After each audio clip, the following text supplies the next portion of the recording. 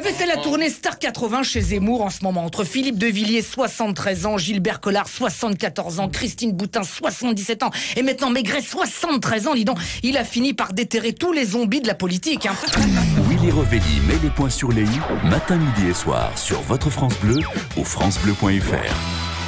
Guerre qui menace aux portes de l'Europe, scandale dans les EHPAD, hausse inquiétante des températures. Le mois de janvier sentait déjà le roussi et voilà que samedi, alors qu'on était à 2 doigts de passer à février, qu'on avait déjà assez souffert, on s'est dit voilà, passons à la suite, qu'est-ce qu'on apprend ? Bruno Maigret annonce se relier à Éric Zemmour. Encore un ancien du FN qui va chez Zemmour. Ils y sont tellement tous, les anciens du FN chez Zemmour, que le parti de Zemmour va finir par s'appeler le FN. Le retour de Maigret, c'est le retour de la France des années 81. Celle où on pouvait fumer en bagnole à 110 à l'heure en ville.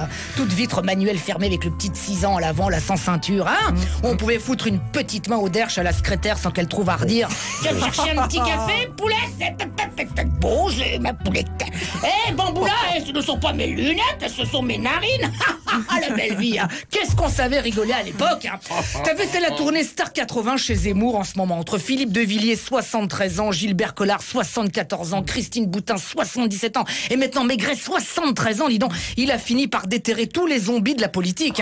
Son clip de campagne, ça va être un remake de Thriller. Thriller night, dehors les Arabes, les Noirs et puis tous les Asiates. Et oui, c'est Thriller. Thriller night. Si tu veux plus avoir peur, faut voter Zemmour, Zemmour, Zemmour, Zemmour pour toujours.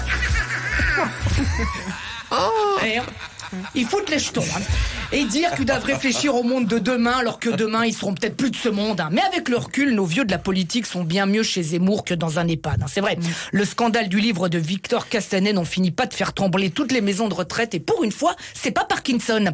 Dans ce livre, on apprend que les pensionnaires qui paient entre 6 000 et 12 000 balles par mois sont rationnés en cracotte et que comme le 25 du mois, il y a déjà plus de protection urinaire, elles sont aussi rationnées. Les gens disent que les fins de mois, ça pue la merde, mais pour nos pensionnaires, c'est vraiment le cas.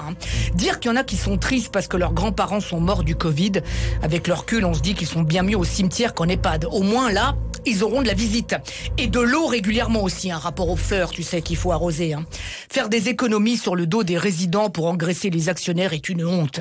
La manière dont parfois en France on traite nos seniors est une honte. Mais tu verras que ce livre finira comme tous les autres qui ont déjà sonné l'alerte par le passé, en maison de retraite des livres oubliés.